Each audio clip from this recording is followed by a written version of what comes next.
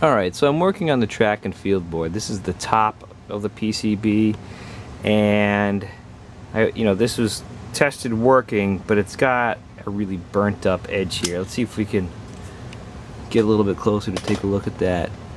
As you can see here, this is okay, but it's starting to come up, and this other one here is pretty much non-existent. So I'm going to use some copper tape, and we'll put that on, and hopefully that fixes our problem of having a bad ground. And if we look at the back side, it's there as well. So let me go ahead and set this up so we can make that repair real quick and go from there. This is common on other boards like pole position and things like that. So anytime you see a burnt up edge like this is one way you can repair the edge so that it's easy to have it working again.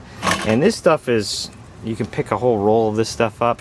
I got this on Amazon. It was probably about, I don't know, 10 bucks and maybe less than that, but this is what it looks like. I bought the 1" by 10" copper conductive adhesive. So that's readily available out there. You can get different sizes too to suit your needs, but I think that was the best deal that I saw. So let me go ahead and set this up and we'll make that repair. So here's the board. We're going to make this repair using the copper tape. So the plan is to take this copper tape and fold it around to both sides after I trim it to length. And what I like to do is I'm going to leave a little bit of room here so that I can actually, run some solder over these points over here. And let me see if I can zoom in just a little bit so you guys can see what I'm talking about. Those points right up here, I want to make sure I can, kind of make a solder bridge over to those just to make sure I've got a good connection. That's where those two grounds go, and that's the ground surface there. So I'm gonna go ahead and cut my copper tape, and we will get ready to do that. So I went ahead and cut some copper tape off of my roll. Tried to cut about what I'm gonna need to wrap it around onto both sides. So when I fold it over like that, I've got enough and I can trim it. I'm also going to cut it to be the width of one of these here. I don't want it any wider than that. So I'm going to have a couple skinny strips here. So let me go ahead and try to do that. There's one strip. We'll see if we can make that work. And I'll cut another one. And there's our second strip. This is adhesive, so we should be able to kind of lay it down across what we need to. So I'm going to start, see if we can get this going.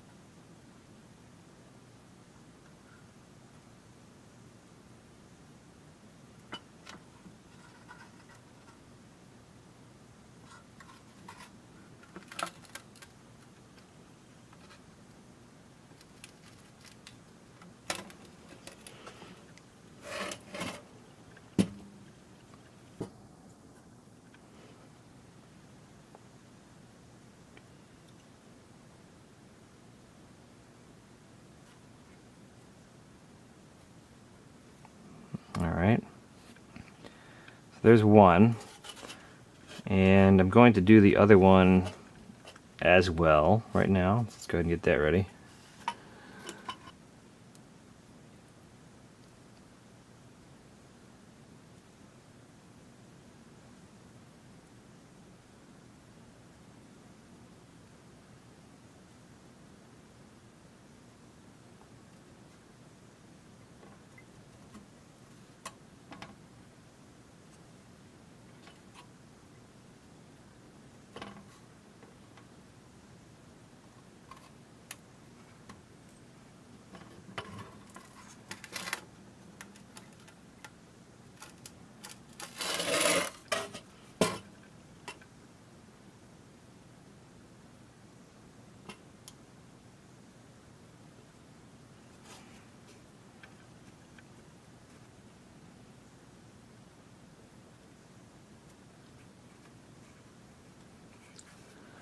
So there we go. Both are on there. Now, they do say it's adhesive, but I'm going to put some solder on there just to kind of make sure that it does make a good connection and stays permanent enough. I'm going to go ahead and I'll just solder right over there.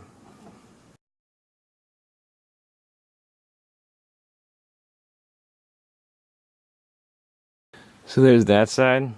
Don't judge my soldering skills, but that should work. We'll flip it over and do the other side here.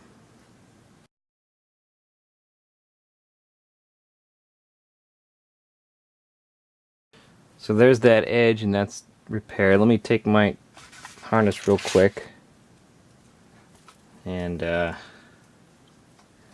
kind of double check to make sure it actually works.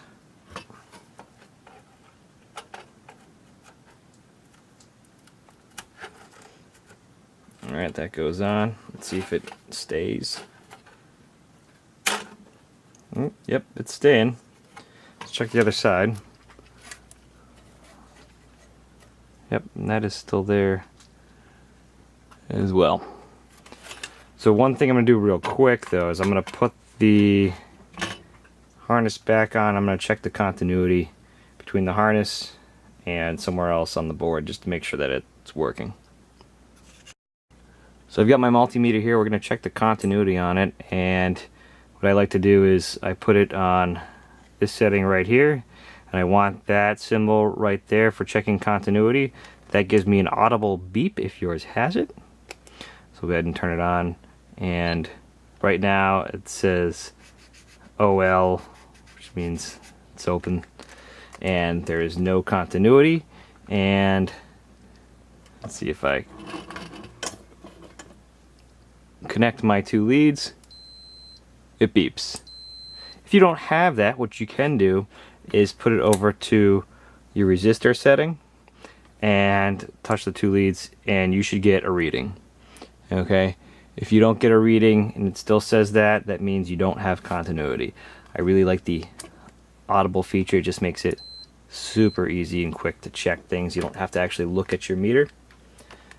But I'm going to go ahead and we're going to check the continuity here. So let's zoom in. So we'll just start on one end here,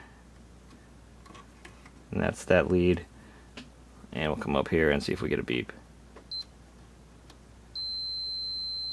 Alright, so that one's good.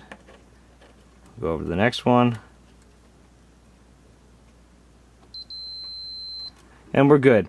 And it's okay even if I soldered all that over together. That's okay if it does that, because those are all the ground connectors, and that's okay. So there you go. That's how you fix that edge, and it's one easy way to do it. I'm going to go ahead and put this back together, and we should be good to go. The other thing I'm going to do while I've got the board kind of apart is remove the battery that's there. Now these batteries are soldered in. You can check yours. To check it, go ahead and flip your board over, see if it's any good, and we're looking at these two leads right here. So I'm going to zoom in so you guys can see that. These two leads right there. What you want to do is check the voltage of that. So I'm going to go ahead and let's see if I can do this so you guys can see the voltage. Alright. Let's go ahead and turn our multimeter on. We're going to turn it to DC volts. Okay, if I touch my two leads together, I should get really close to 0. I should get 0. And then you just touch both leads, and you should have, let's see if I reverse it. I had it on backwards. That's okay. So I'm checking it, and I got nothing. This battery is toast. Sometimes what happens is you'll see the voltage actually be higher than 3 volts. It might see like 3.6 or 3.7. That's not right. It should be around 3 to 3.2, and that's just one way to check it.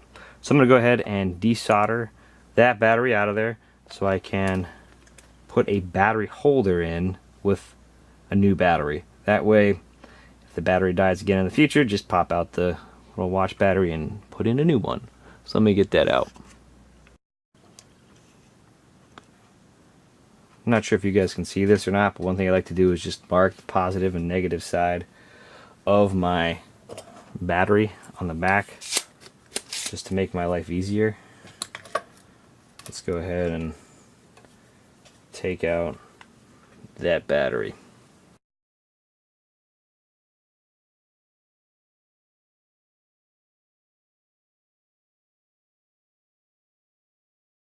All right, that side's out.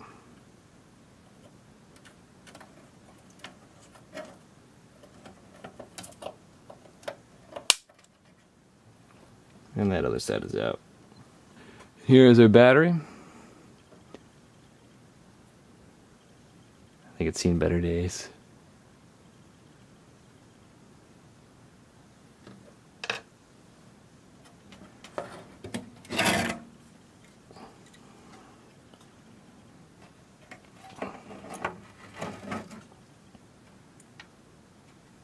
So our battery is right there at the bottom. And I do have one battery holder left.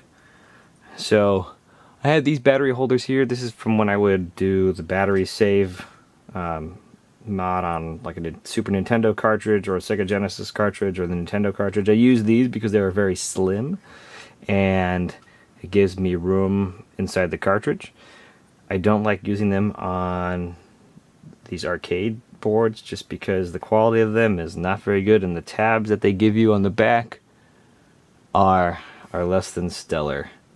So I'm gonna go ahead and I'll see if I can make this work. I might not be able to.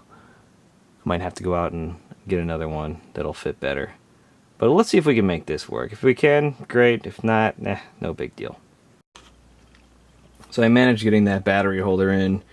I soldered some solid wire onto the back of it to try to make it easier to put on, but I tell you, that was a chore in itself. Just buy better battery holders.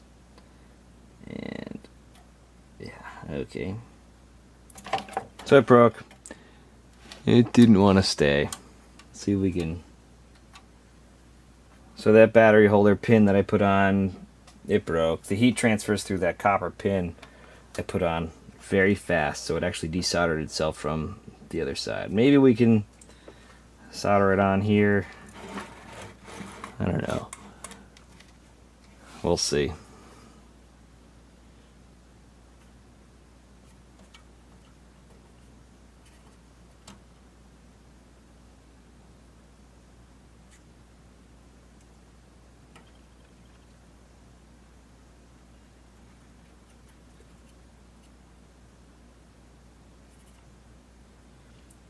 It just holds the heat for so long. Alright. Maybe that'll stay. Let's check continuity, and you know, it's not going anywhere, that's for sure. Alright, let's put a battery in and see if it holds a voltage. Or has a voltage on the other side.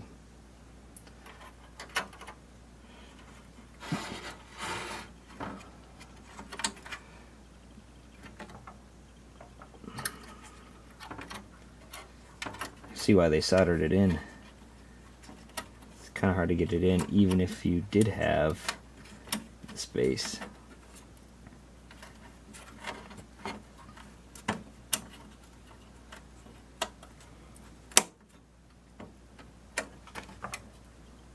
Okay, so that's in. Flip it over and check the voltage. So we got our positive and our negative, so let's see. Positive 3.2. Okay, let's check it further down the line. Yeah, there we go. It's still good. Alright, it works. New battery is in, and the battery holder is there for now. I hope it lasts. We will find out. Alright, there you go. That's how you can install, or at least do a makeshift battery holder. Buy the right one. It'll make your life 10 times easier and save you a lot of time.